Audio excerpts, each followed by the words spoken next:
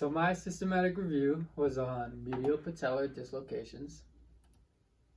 And before we get into it, we'll just briefly go over anatomy.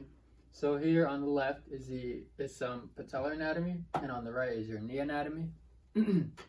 So the most important thing to take away from the left image is the medial patellofemoral ligament. This is because this ligament here is likely the ligament injured during a medial patellar dislocation. And then of course your knee anatomy, which you guys are all familiar with.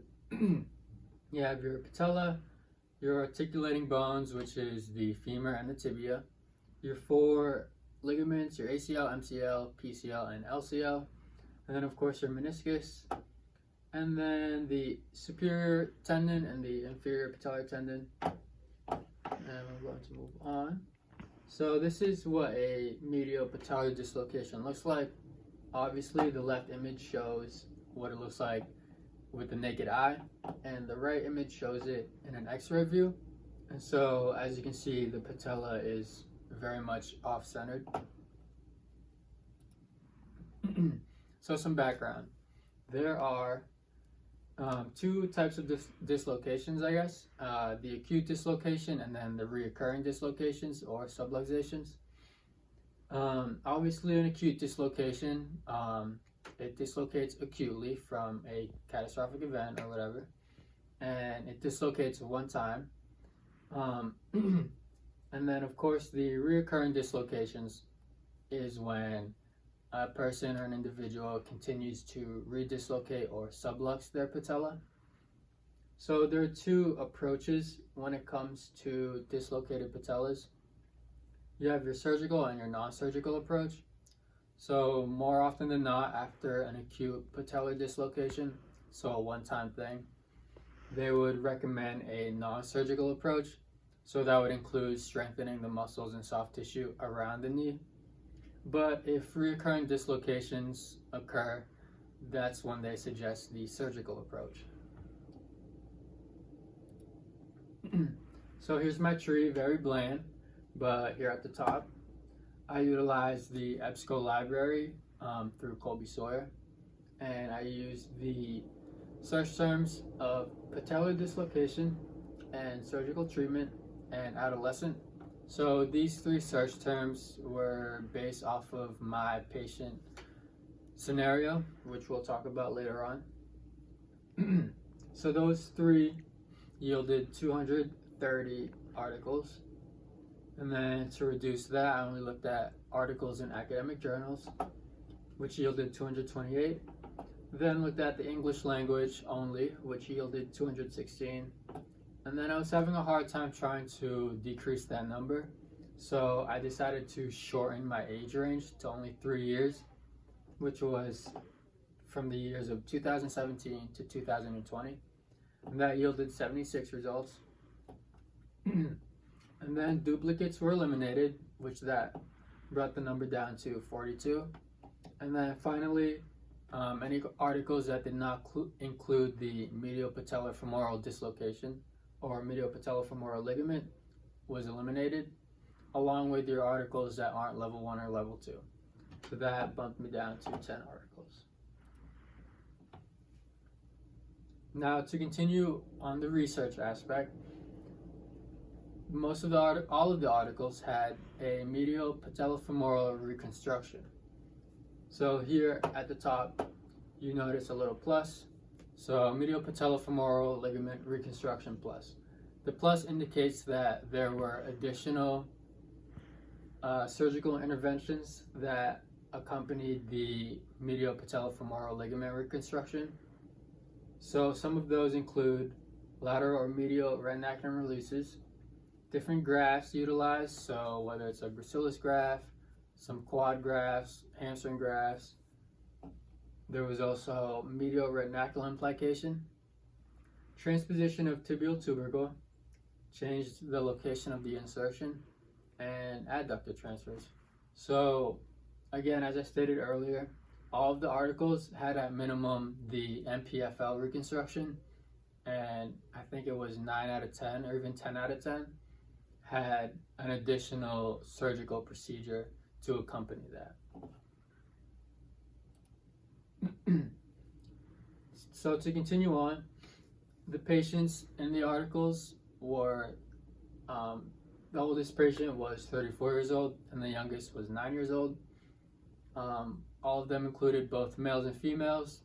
And then one of the articles had cadavers. So that's a little bit of a talking point later on. And then of course the rest were humans. And now for results. The medial patellofemoral ligament with the cylindrical bone plug and grafted semitendinosus tendon at the anatomical femoral attachment to mimic the medial patellar femoral ligament was found to be the most successful surgical procedure for a medial patellar redislocation or reoccurring dislocations. So over here you have the cylindrical bone plug.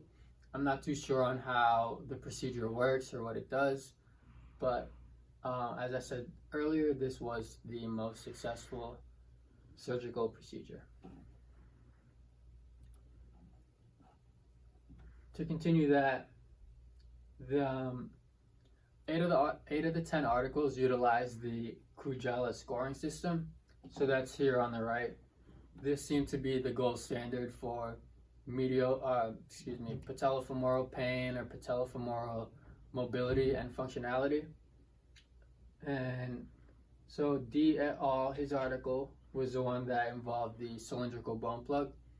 That totaled of a score on the scoring questionnaire of 87.87. And the age ranges in that article was 12 to 34 years old. Now to look at the worst surgical procedure, that was the medial patellofemoral ligament reconstruction with transposition of tibial tubercle. So that scored a 74.7 on the Kujala scoring scale, and the age range of a mean of 22 years old plus or minus 7 years old. And that was by Mulis et al. Now, one important thing to keep in mind is that although the second article shown here was considered the worst or showed the smallest amount of improvement, regardless, all of the articles and research and surgical approaches did show improvement. Now on to discussion. So my patient was a junior high school running back, 17 years old, who had recurring patellar dislocations. So my question was, what would be the best procedure for my athlete? And of course, as stating, the cylindrical bone plug would be the best surgical approach. But again, keep in mind, not all surgeons or the availability of this surgical procedure may be as common as others. So the one big takeaway from this is that regardless of all of the surgical procedures that I looked into, all of them yielded positive results. So to continue on, go over some strengths and weaknesses too. But none of the articles specified how their patients got injured. So one big thing is separating sport from everyday life. So obviously my patient got injured during a football game, and the articles didn't show how those patients got injured. Also, age ranges. Fortunately enough, my athlete falls pretty much right in the middle of the age range, going from 9 to 34 years old. So that means that these surgical approaches showed success in these age ranges. So I could presume that these surgical approaches would show success in my patient. Another weakness at least, is the post-surgical rehabilitation. None of the articles went over any rehabilitation stuff. They just went over either a 1 year, 2 year, 3 year post-surgical follow-up to see functionality and pain scale and all that. And this is important because my goal is not only to get my patient back into everyday life, but also back to the football field. So tying back to that first point, I don't know how those patients got injured in the research. So some of these exercises over here in the picture may be enough for a patient or a person to go back into everyday life, but will likely not be enough to go back onto the football field. And then to continue, the cadaver was a big, like a left field article. They looked at cadavers that were over the ages of 50, I think, but to try to get it to mimic adolescence, they used shorter cadavers to mimic the size of the patella and the knee and the femur. So they did try to compensate a little bit, but of course you're not going to get the most accurate results from a cadaver in comparison to a human. And these are my references, and that is all.